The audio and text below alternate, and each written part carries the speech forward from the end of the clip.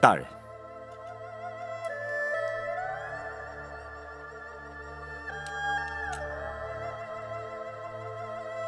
没想到这块玉佩之中，竟然藏有如此多的纠葛。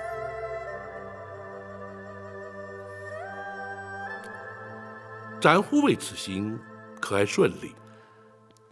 回大人，献空岛吴蜀不愧是侠义中人，比武较技虽在所难免，但最后还是由白玉堂主动将玉佩归还，并未多生枝节。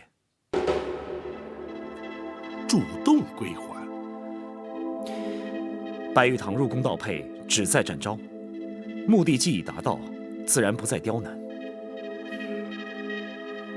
那白玉堂如今又在何处？仍在献空岛。展护卫因何不将他一并带回归安？大人，白玉堂素无恶行，入宫盗宝也仅是一时冲动，故而属下并未将他带回。然而他夜闯进宫，惊扰圣驾，盗佩流书，行径嚣张。无论是否一时冲动，违法犯纪，却是事实。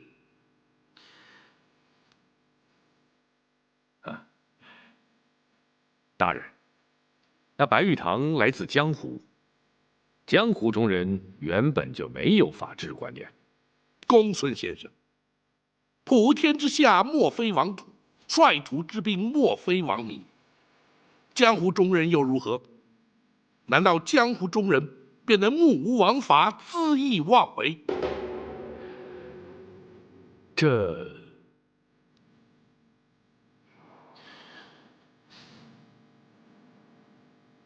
展护卫，本府知道你也来自江湖，然而却随本府成为执法之人。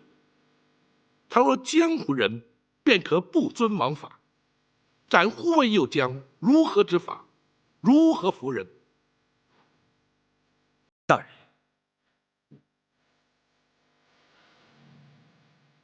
展护卫追回玉佩，有功在先，纵放轻犯，却有过于后。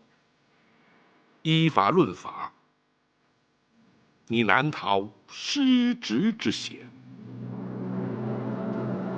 属下明白。大人一向知法守法，执法护法。然而展昭遵从的却是江湖道义，与人之常情。倘若因而触法，愿承担失职之罪，任凭大人惩处。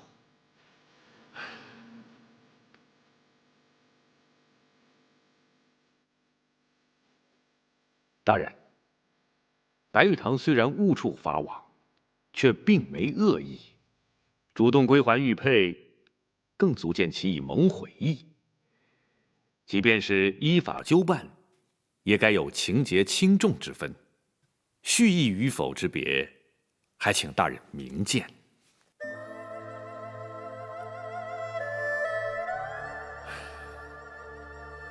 公孙先生与展护卫心意，本府何尝不知？只是那白玉堂违法事实，本府绝不能坐视不管。至于判罚是轻是重，却并非本府所能左右啊。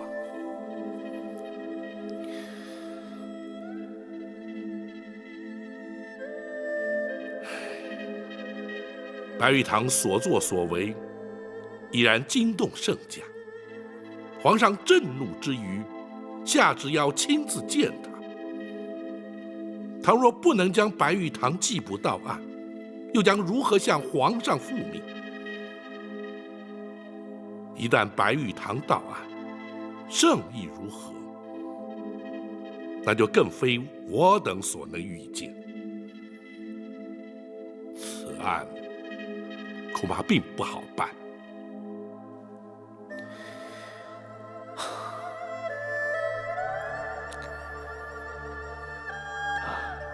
大人，大人何不先入宫还配，然后视皇上动静再做决断？如今也只得如此了。不过还有一事，较此事更为重要，必须先让展护卫了解内情，日后才可以协助本府一并查案。莫非属下前往陷空岛之时，还有重大案件发生？不错，而且此案势必远远超过展护卫所能臆测。公孙先生，大人，将老夫人之事原原本本说于展护卫知晓。是。本府先去厢房，请老夫人验证这方玉佩。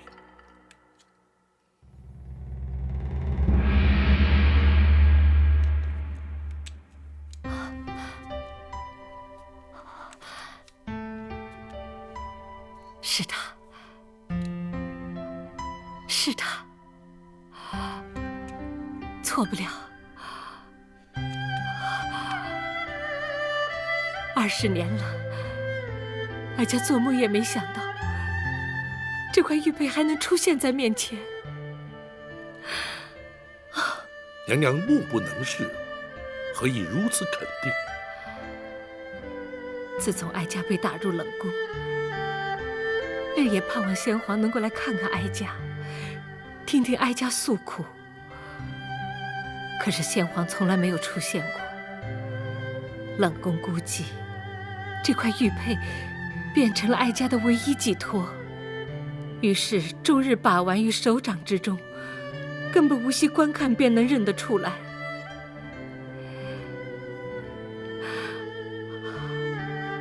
当年，娘娘怎会舍得将玉佩转赠于初封太子的皇上呢？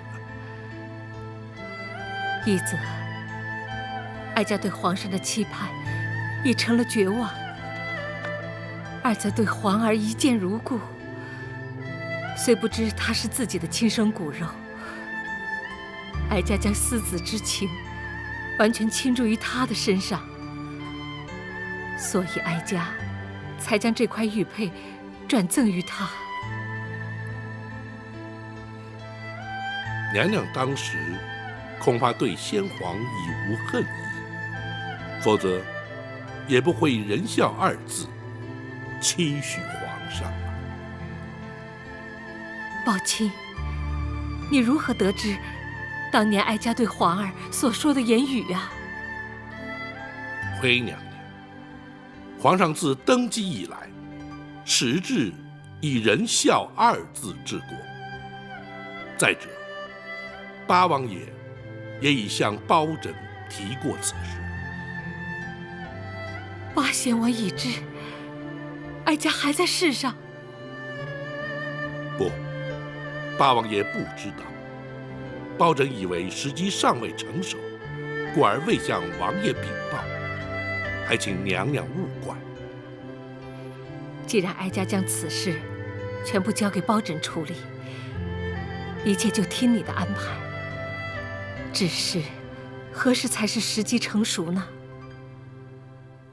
皇上对娘娘所赠玉佩，真如至宝。包拯想借机试探圣意如何。同时，陈琳陈公公也已告劳退隐，必须查明他如今的居处。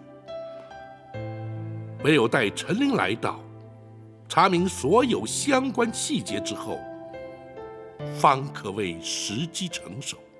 届时，包拯定会想出办法，让娘娘的冤屈一并平反。哀家一切就听包卿安排。谢娘娘，还请娘娘赐还玉佩，包拯也好进宫复职。真没想到，他会将这块玉佩一直珍惜爱着。宝琴说的对，皇儿一定是位仁德的好皇帝。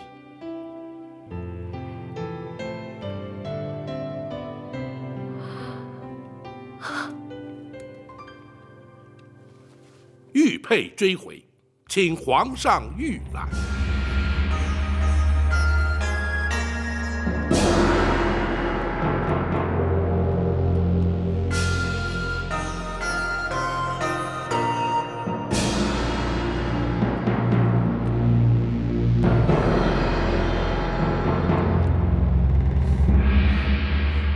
不错，正是此佩。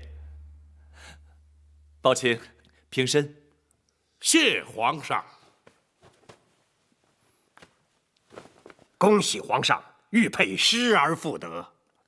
是展护卫追回来的？是。展护卫安在？为何不随包青一起入宫呢？回皇上，展护卫自称有罪，待皇上宣诏，方敢入宫。展护卫何罪之有啊？追回玉佩乃大功一件，朕奖赏他有恐不及啊！白玉堂入宫盗宝，惊扰圣驾，乃是针对展护卫而来。展护卫自责，因虚名而让皇上增烦添忧。那也不能怪展护卫啊，该追究的是那目无王法的白玉堂。白玉堂自知有错，故而主动归还玉佩。主动归还？是。展护卫顾及江湖道义，故而未将白玉堂拘捕到案。什么？岂有此理！白玉堂进宫盗宝，惊扰了朕，就因为他主动归还玉佩，就不予计较。展护卫不将他拘捕归案，岂不失职？展护卫自称有罪，指的正是失职之罪。不行，展护卫认罪也好，不认罪也罢，那个不知天高地厚的白玉堂，还是要依法拘捕。臣遵旨。至于展护卫，皇上，展护卫追佩有功，赶请皇上恕其失职之罪。是啊，若不是展护卫独闯贼窟，这方玉佩恐怕永远追不回来了。展护卫追回玉佩有功，朕自会加以奖赏。然而白玉堂仍要由展昭负责擒拿归案，朕可以不再追究他的失职之罪。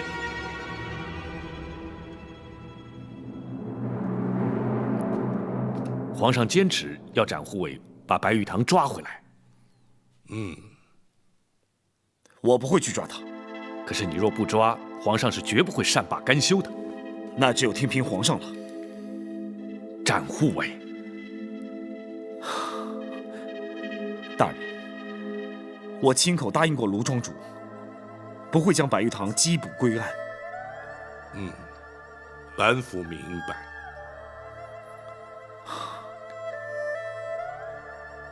那大人打算如何向皇上回复呢？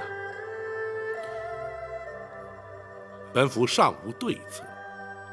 哦，可是展护卫，老夫人一案，展护卫可都明白了。公孙先生已对属下说了，真没想到世上竟会发生这种事情。不错，的确很难让人置信。此案才是当务之急。是否将白玉堂拘捕到案，已经不是那么急切了。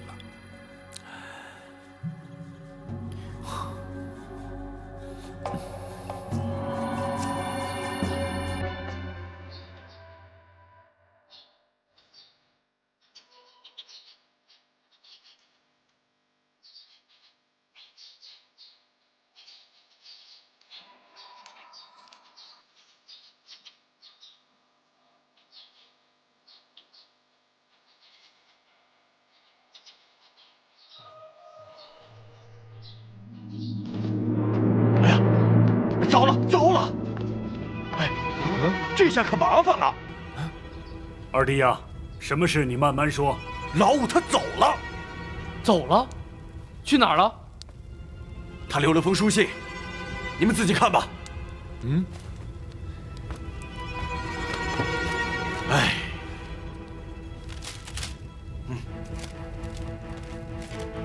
四位兄长如晤。弟夜闯进宫，盗宝留书，原为与展昭斗气。岂知展昭胸襟气度，无不令弟折服。玉佩虽已归还，却仍有未了之事。白玉堂若不认罪归案，非但展昭难以交差，包大人也必受牵连。弟一错不能再错，决意前往开封府投案。一人做事一人当，此去无论包大人如何惩处，均与四位兄长无关。切勿以弟之生死为念。玉堂拜拜。啊！这！啊！不妙啊！五弟去开封府投案了。五弟是不是疯了？如果包大人真定他的罪，他非死不可。是啊，大哥，这下麻烦可大了。大哥，我们把他追回来。不，五弟的脾气大家都知道。他既然决定去开封府投案，就算是追上他，他也不会回头。那我们也不能眼睁睁看着他去送死啊！三弟，平时你最为冷静，你说说，我们该怎么办？如果他存心去死，我们就随他去。哎，老三，你这说什么话呀你？是啊，三哥，我们是磕过头的结拜兄弟，说什么也不能不管呀。三弟呀，你这个说法谁都不能接受，这也不像是平日的作风啊。大哥，按我平日作风，我会怎么办？有难同当，有福同享啊！我现在正是此意。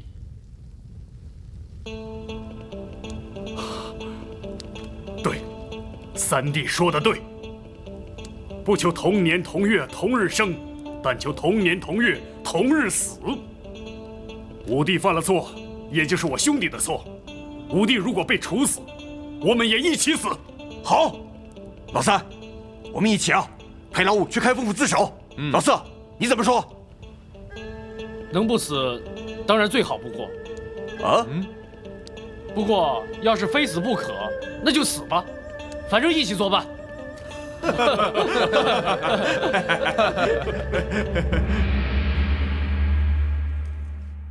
本府今日在宫中，已查得陈琳、陈公公的退隐之处。公孙先生，学生在。明日寻个名目，让张龙、赵虎出京，带着本府手书前去将他接来。要想查明当年情形，非他不可。是，学生会做安排。大人，可有用得到展昭之处？太妃娘娘的安全，还是要劳展护卫负责。府衙之中虽然戒备森严，但仍然不可掉以轻心。属下明白。在陈琳回京之前，本府会与八王爷多做接触。倘若能探得他的口风，对日后也方便许多。大人，拘捕白玉堂归案之事，若是皇上下旨催办，大人打算如何应对呢？暂且顾不得了。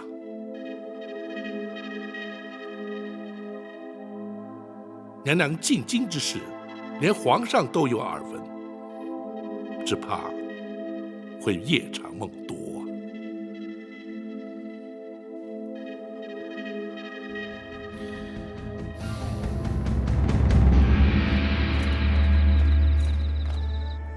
时辰已晚，母后想必累了吧？其实哀家并不累，难得皇上今夜心情好，多说几句也没关系。朕今日心情的确很好，失而复得总是令人高兴的嘛。哦，皇上什么东西丢了？是一块玉佩。天下的财富都是皇上的，一块玉佩怎会让皇上这般重视？这可非一般的玉佩啊！朕从小一直佩戴，恐怕连母后也没有见过呢。可是八贤王或是狄娘娘所赠？不，是20年前一位被打入冷宫的嫔妃所赠。谁呀？当时朕刚进宫，并不知道她是谁，从此以后也就再也没有见过她。这成了朕永远也无法解开的谜呀。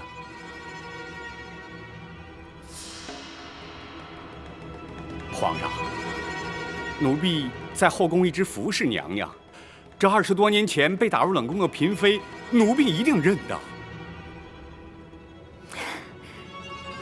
皇上可以把那块玉佩拿给哀家看看吗？或许能够解开这20年之谜。这怎么，连哀家都不能看吗？不，当然能。母后请看。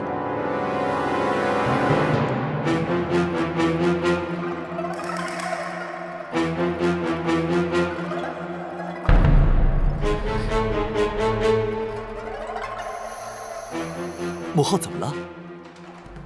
啊，没什么。哎，才说不累，怎么一会儿就倦了？真是岁月不饶人呢。母后既然倦了，就早些安歇吧。也好，哀家就不留皇上了。儿臣告退。奴婢恭送皇上。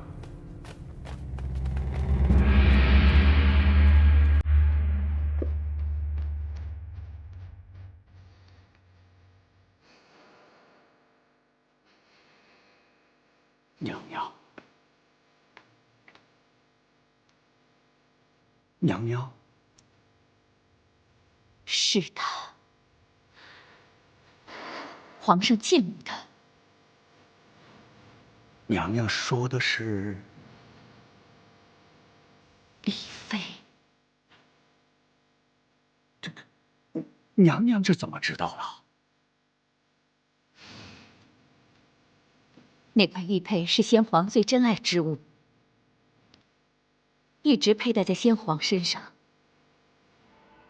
后来却送给了他。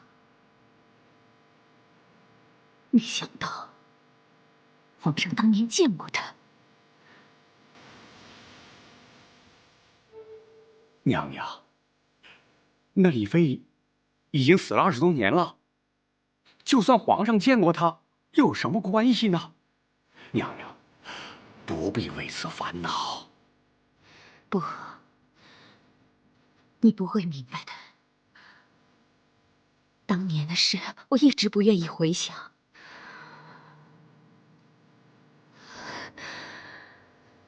可如今，却不知怎的，隐隐有不祥之感。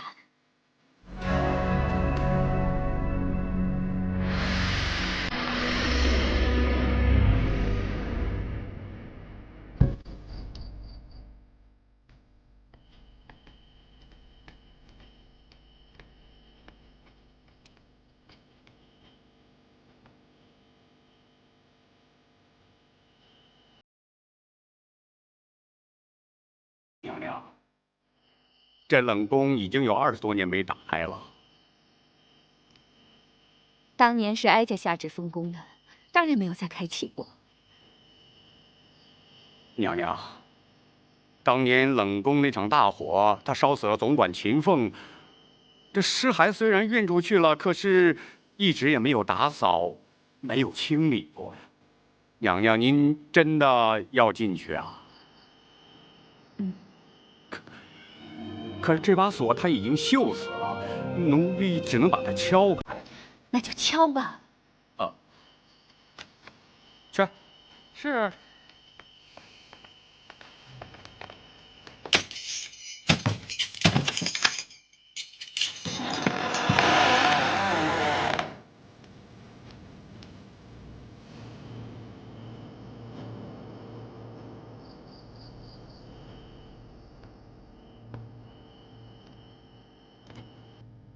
你们都留在宫外。是。国怀，奴婢在。你陪哀家进去。是。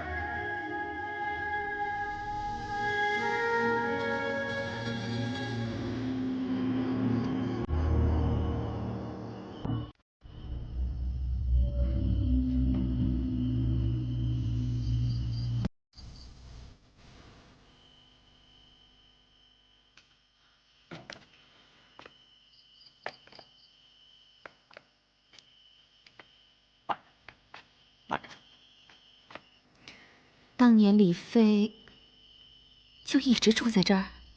是，整整7年没出宫门一步。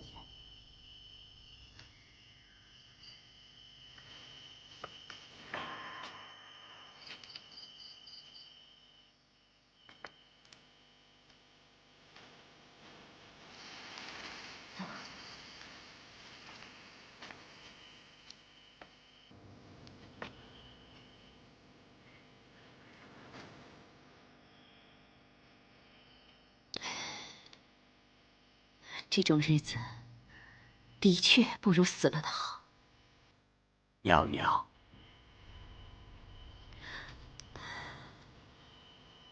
先皇赐他自尽后，你就是在这儿见到他的尸首。是，奴婢奉旨亲自前来验明正身。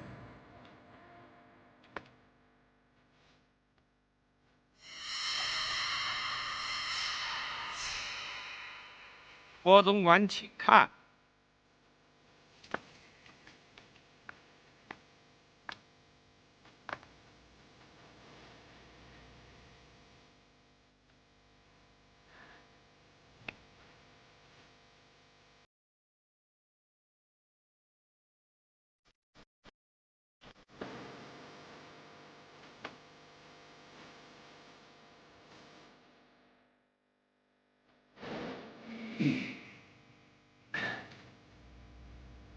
郭总管，可要看清楚了，皇上下旨要你来验明正身，出了差错，可不干我的事啊。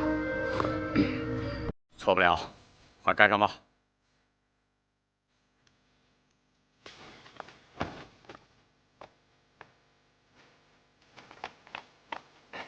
郭公公，启峰，你干什么去了你啊？皇上降旨让你贵妃归天，你这冷宫总管怎么能不在啊？回公公，冷宫一个小太监于中染了疾病，眼看就不行了。我派人呢，赶快把他送出宫去，要死也得让他死在宫外边，免得给后宫沾染了晦气。请公公原谅卑职失职之罪。那也得把这正事处理完再办呐。行了，咱们3个都是奴才，都是替主子办事的，谁也别说谁。郭公公是后宫总管，教训是应该的。好吧，你愿意挨训，那就怪不得别人了。陈公公是首领太监，皇上身边的人，当然不知道后宫难带呀。咱家要是不在这儿盯着紧点儿，怎么向太后娘娘交代呀？好，好，好，你后宫的事我不管就是了。秦风，李娘娘已经归天，明天清晨会有人来为她清洗换装，运出宫去安葬。从现在开始起，你在这儿给我盯着紧点，出了问题，咱家拿你试问。是。郭总管，能出什么问题呀？难道郭总管还怕李娘娘站起身来跑出宫去不成？后宫有后宫的规矩，陈公公不是说不管了吗？怎么，现在又有意见啦？好，后宫你说了算，我就不管了。我得向皇上交旨。咱家陪你一块儿去交旨。谁知道当天夜里，冷宫就失了火。是，奴婢猜想，一定是秦凤守夜睡着了，碰到了烛火，才引起了大火。奴婢亲自过来查验过，火场里有2具焦尸，一具是秦凤，一具是李妃。郭淮，你可知道当年哀家为什么要把这冷宫封起来吗？这，奴婢不知道。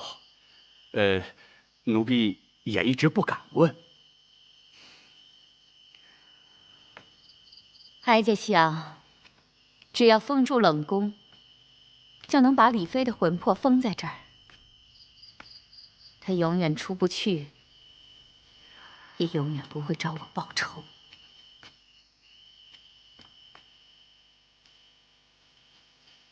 她在这里住了7年，如果换成我呢，恐怕挨不了那么久吧。谁？娘娘，别害怕，别害怕，这门一直锁着呢，不会有什么东西的啊。有，我听到了什么声音？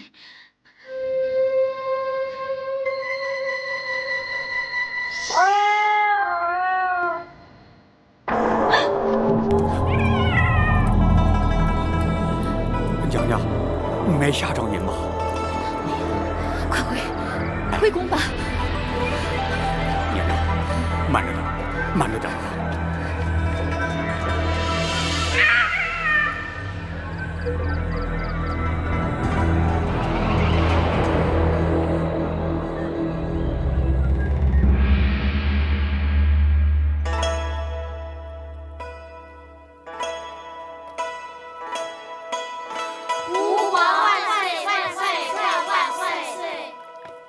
母后，好些了吧？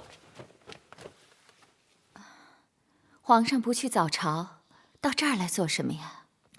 听说母后病了，朕当然要来看看。没事，不过是受了点风寒，御医已经看过，开过了药方，没事的。母后一定要注意身体，千万不要让朕牵挂呀。难得皇上一片孝心，哀家会多注意的。你去忙吧。是，儿臣告退。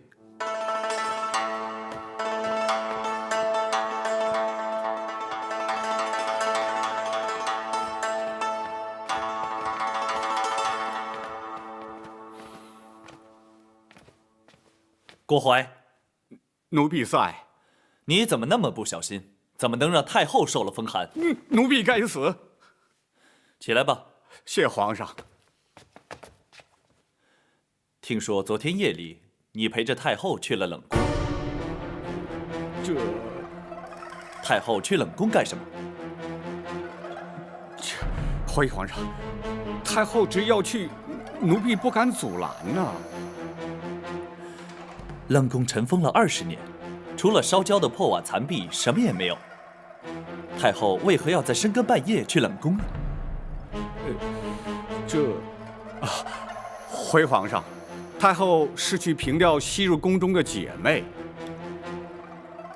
20年前，朕还误闯过冷宫，之后没多久，冷宫就失火了。难道太后去凭吊的是住在冷宫的嫔妃？是。莫非是朕遇见过的那一位？郭淮，奴婢在。冷宫里住着什么人？怎么？难道连朕都不能知道吗？不，奴婢不敢。当时住的是玉成宫被打入冷宫的李娘娘，李娘娘，失火之时，她可曾在宫中？在。回皇上，当时李娘娘就是被烧死在冷宫中，太后娘娘和李娘娘情同姐妹，昨天是她的忌日，所以才去凭吊。原来如此，怪不得朕一直没有再见过那位李娘娘。太后如此念旧，倒是让朕颇觉意外。只是这么多年来，为什么不把冷宫修缮重整呢？回皇上，太后娘娘为了缅怀故人，故此下旨维持旧貌，并且深锁宫门，不许任何人进入。太后虽然顾念旧情，可都井私人却徒增感伤。也许太后的病正是因此而起。郭槐，传朕口谕，即日起重修冷宫。皇上。等建好之后，就不把它当作冷宫之用。朕的后宫，绝不要这样惨无人道的地方。奴婢遵旨。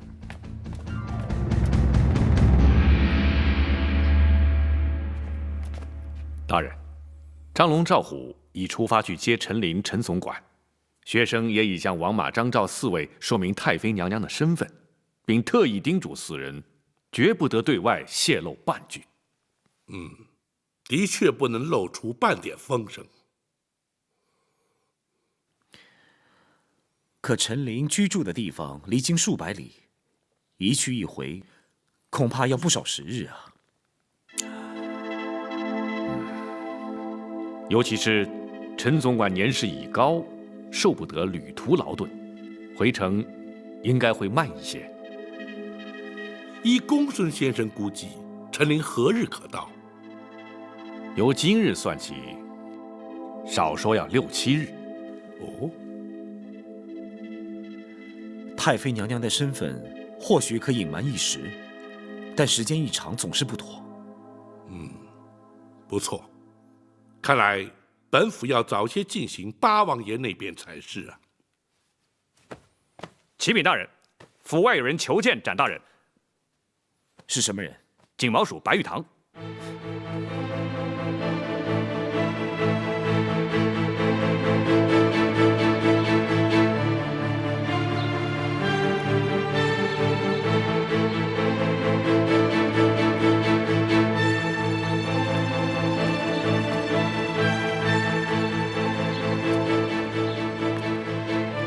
白兄怎么会来到开封？寻展某何事？白玉堂来找的不是你，那白兄要找的是包大人。找包大人有事吗？白某是来向包大人投案。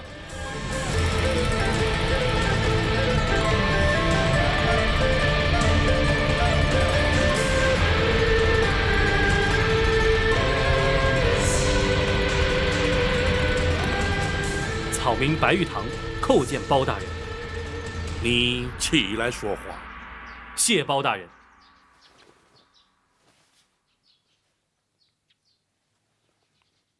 你是来向本府投案的？白玉堂私闯进宫，盗走玉佩，请包大人依法治罪。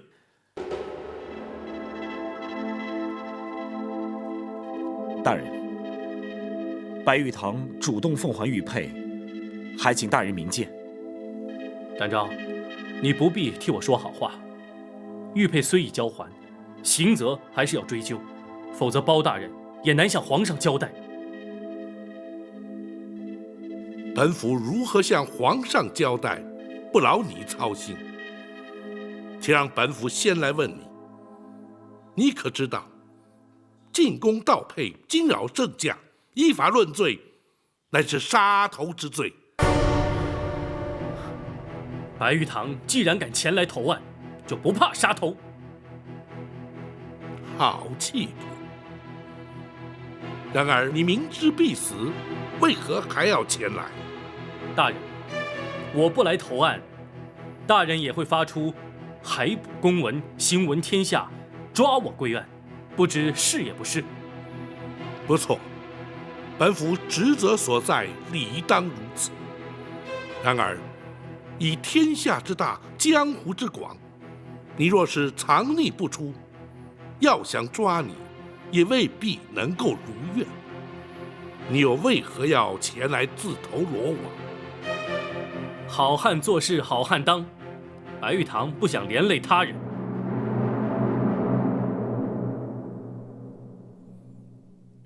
你是不希望连累陷空岛的结义兄弟，亦或是为了展护卫，甚至是为了本府？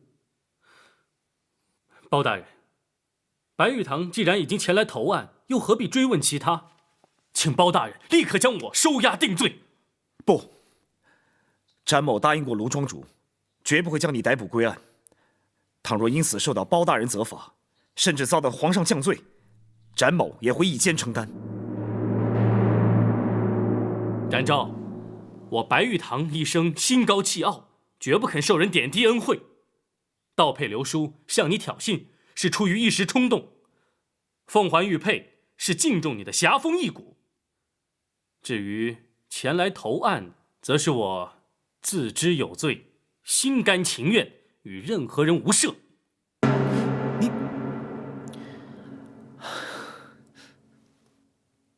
大人，公孙先生，本府自有定论。是。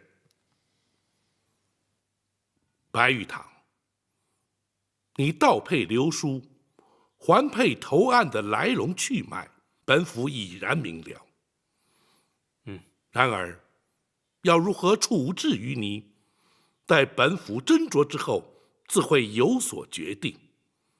在此之前，你必须留在府中，不得擅离，随时听候本府传唤。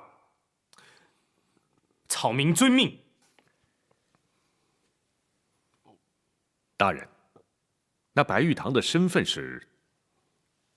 无需关押，也不必监管。他若有逃脱之意，又岂会前来投案？白玉堂，本府所言是也不是？包大人明鉴。王朝马汉在，给白玉堂安排住所，要好生对待。是。谢包大人。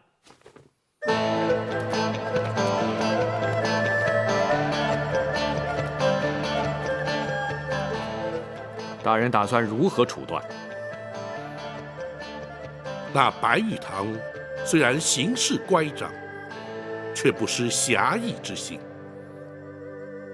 不能以一般罪犯视之。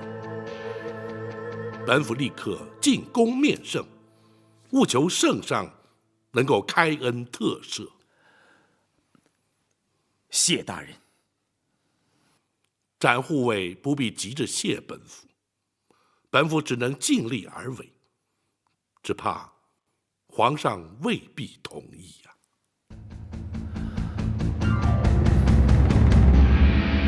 不行，那白玉堂夜闯进宫，根本就没有把朕放在眼里。朕有什么理由赦免他的罪？回皇上，白玉堂原本是针对展护卫，绝非存心对皇上不敬啊。他和展昭怄气，就能闯进朕的禁宫，而且还盗走了朕最珍贵之物。玉佩也已由白玉堂主动奉还，而且丝毫无损。那又如何？倘若白玉堂主动前来投案，皇上可否开恩特赦？就算他主动投案也没用，否则岂不是毫无国法？皇上，国法不外人情，以情度法，以法治国，方是国法之真意。臣恳请皇上法外开恩。暴政，你为何急于替白玉堂开脱？你一向执法守法，难道要因为一个白玉堂而改变不成？回皇上，包拯绝不敢违法徇私。然而，法有言书之分，罪有轻重之别。白玉堂所作所为的确触法，然而却并非罪大不赦。此人虽桀骜不驯，却颇具侠义之风。倘若能够收为朝廷所用，未尝不是朝廷之福啊！什么？你不但要朕赦免他的罪，而且要朕将他收入朝廷？若是他能够戴罪立功，以功折罪，非但朝廷能够增添以有用之才，更足以彰显皇上仁恕之德。微臣斗胆，恳请皇上开恩。包拯，你真这么想？难道你就不怕引狼入室，所事非人？臣为国举才，一无所惧。好，朕就给他一个机会，让他戴罪立功。朕倒要看看他能立下什么奇功来，是不是真能让朕足以赦免他的罪？臣遵旨，谢皇上。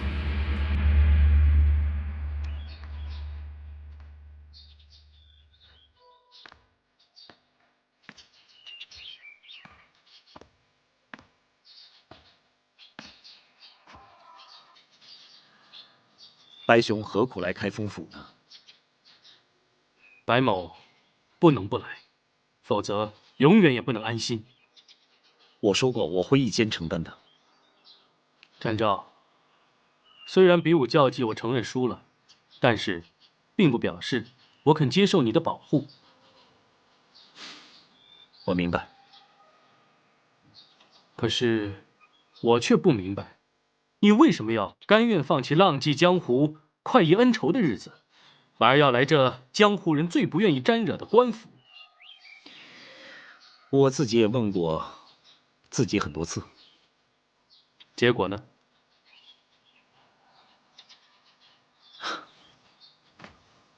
如果不是包大人，我不会接受官职。包大人真如民间传说，是个铁面无私的清官？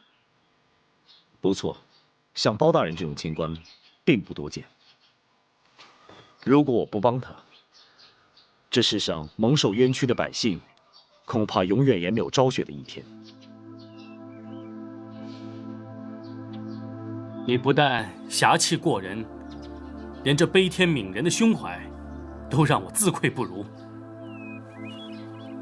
如果你愿意，也可以为朝廷尽一份力。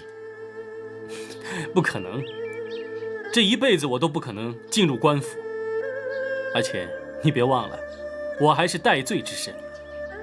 你放心，包大人一定会有办法让你免除罪责。你这么信任他？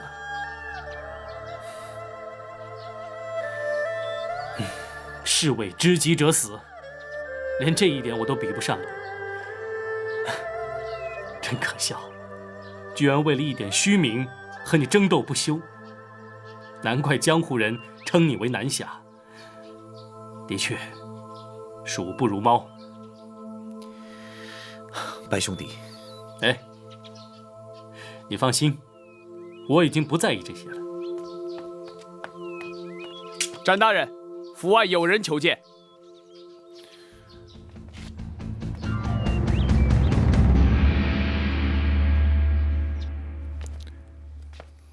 大人，皇上答应让白玉堂戴罪立功。不错。大人打算让他立什么功啊？势必得是让皇上能够认可的大功才行。本府请公孙先生前来，正是为了此事。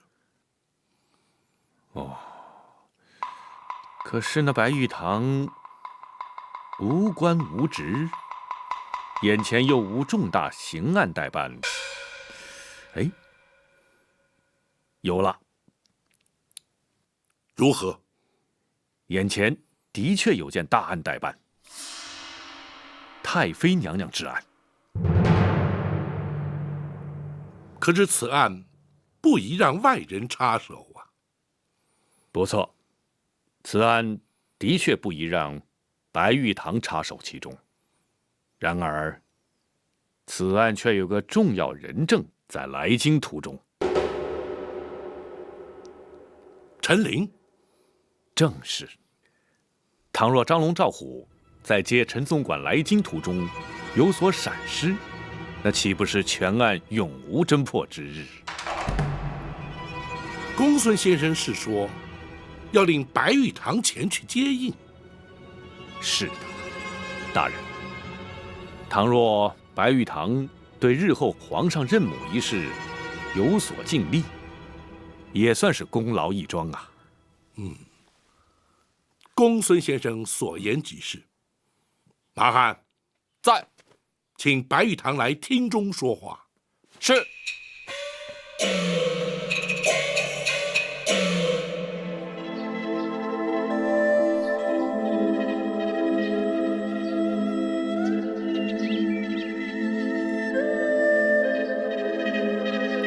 白玉堂，你看谁来了？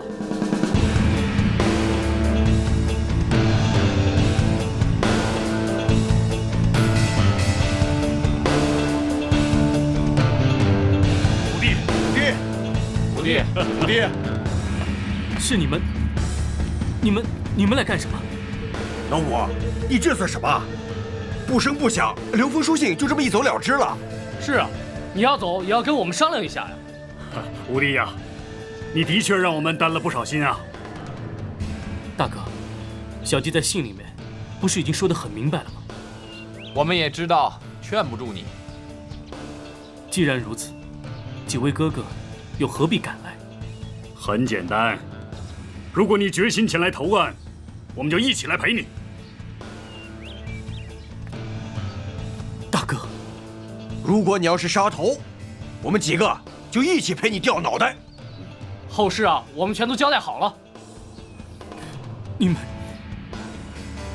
五位请放心，包大人会有合理的决断，还请静待结果。展大人，大人请白玉堂厅中说话。既然五位都来了，一起去见包大人吧。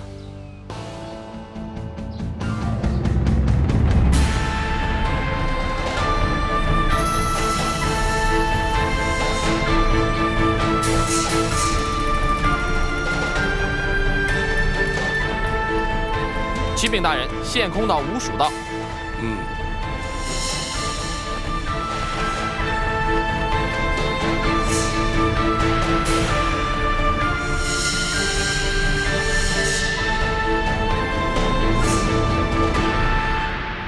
叩见包大人。五位请起。谢包大人。卢方率献空岛吴蜀向包大人投案请罪。白玉堂进宫盗宝，你们四人有何罪之有？回包大人，我们兄弟五人同生一气，生死相依。倘若五弟有罪，我等情愿同罪。江湖中人难道都如此义气？回大人，江湖中人义字当先，对他人来说或许言过其实，可献空岛吴蜀却称得上是义薄云天。所谓儒者以文乱法，侠者以武犯禁，如今看来，却也未必尽然。白玉堂虽莽撞处罚在先，却勇于认罪于后。你们兄弟四人虽未处罚，却因义之所至，甘愿同罪。若依本府，吴蜀当为无义。谢包大人谬赞。大人，莫非皇上赦免了白玉堂之罪？不，本府虽对武艺赞誉有加，但白玉堂犯法却是不争事实，自当泾渭分明，不能混为一谈。包大人言之有理，我们兄弟听候判罚。白玉堂虽有罪在身，但皇上以人数为怀，其以戴罪立功。若能将功折罪，或可免去刑责。这如何戴罪立功？还请包大人明示啊！公孙先生，是。大人正在追查一桩重大案件，唯一的关键人证不日便到达京城，唯恐在途中遭奸人灭口，所以请你们吴蜀保护进京，这便是大功一件。草民兄弟5人愿听包大人差遣。好，本府已派人前去接人，公孙先生自会说明接应之道。时间紧迫，即刻启程。是。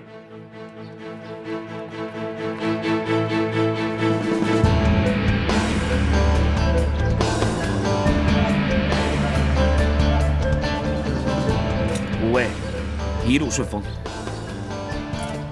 展大侠协助之恩，吴蜀用之不忘。好说，请吧。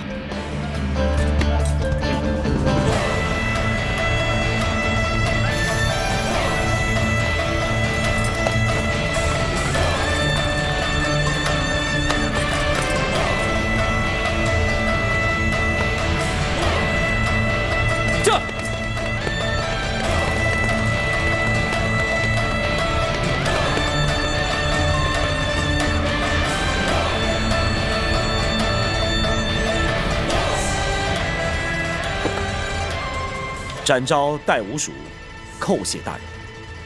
展护卫快快请起。谢大人。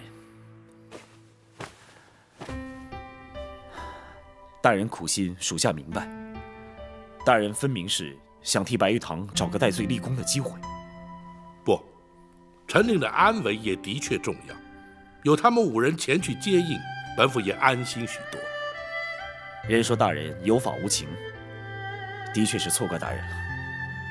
也不尽然，执法之人总得接受世人公平，情理法3字兼容并蓄，才是执法之精要准绳。然而，以情度法，或是违法徇私，这2者之间不过毫厘之差，端看用心如何。只要问心无愧，又岂在乎人言？大人言传身教，展昭永记在心。今日与武艺一见，本府已感受到江湖中人豪迈之情。本府将展护卫揽进官场，想必多受约束，也委屈展护卫了。追随大人是展昭自愿，并无委屈可言。展护卫侠骨仁心，令人钦佩呀。如今白玉堂之事已安排妥当，就该集中心力在太妃娘娘身上了。太妃娘娘如今情形可好？公孙先生正在施政，稍后本府要将眼前的进展一一禀报。你且随本府一同前去，也好向娘娘正式引荐。是。御前4品带刀护卫展昭叩见太妃娘娘千岁。展护卫请起。谢娘娘。哀家一直栖身于市井之中，若问展护卫，或许少有人知晓，但一提起南侠展昭，却是人尽皆知。你路见不平挺身而出，行侠仗义、除暴安良的义举，早已在民间流传了。展昭不敢当，谢娘娘谬赞。可惜哀家双目失明，未能亲眼目睹南侠俊俏的风采。展昭惭愧。娘娘，经公孙先生妙手诊治，不知如今的情形如何？哀家也不清楚，只觉得双目隐有酥麻之感。啊，恭喜娘娘，此乃血脉逐渐畅通之兆。倘若学生所料不差，娘娘双目复明的机会，至少要提高到90%。哦，倘若果真如此，公孙先生的医术可真是神医神术了。学生不敢。娘娘尽管安心在此地疗养，臣已派人去接陈琳陈公公，不日当可进京。抱亲，陈琳找到了。是。太好了，只要陈琳一到，尘封多年的往事就可以一一揭开了。与此同时，臣也要再度拜见八王爷。哦，难道时机已经成熟？不，只是臣以为此事不宜再拖，必须加快脚步，试探八王爷的反应如何。不错，时隔20年，又怎知八贤王依然不改初衷呢？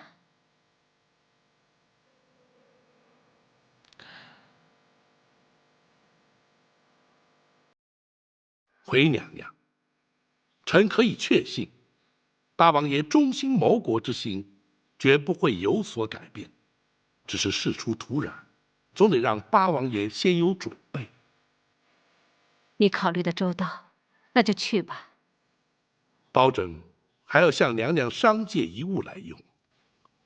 哦，包青要向哀家借什么？先皇御赐的金碗。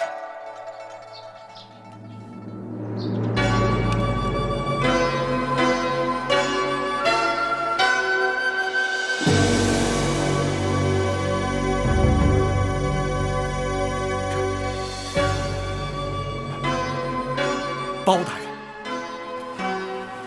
这枚金碗，你是由何处而来啊？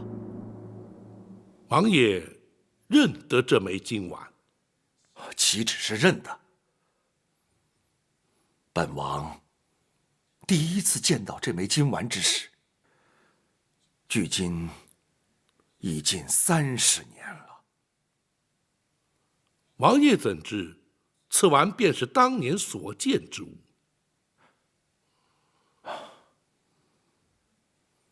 这玉成宫李妃5字，乃是先王墨宝拓刻而成，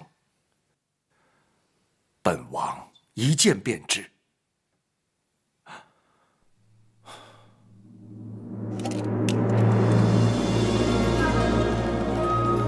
包大人，请看，在金丸之内有夜明珠1枚，世上仅有2枚，绝无赝品。王爷可知，当年这金丸是为何打造，何人所有？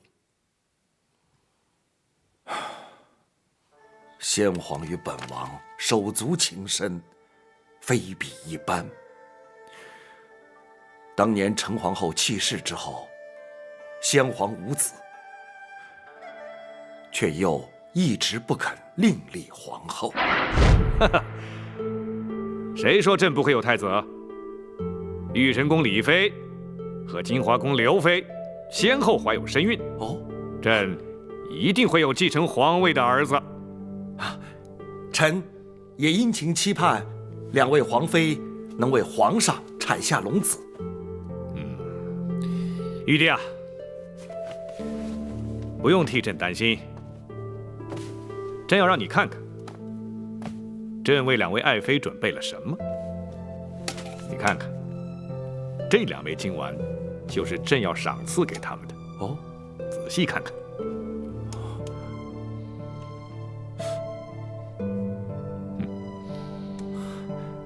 制作的竟如此精巧。他们之中，任何一人只要能生下太子，朕就封他为后。这2枚金丸，就是日后的凭证。当时，本王看得十分仔细。这枚金丸的确是当年的旧物。包大人究竟是由何处得来？回王爷，包拯沉舟督阵，返京途中行经草洲桥，有一虾婆手持金丸前来喊冤。他喊的是什么冤？他不肯说。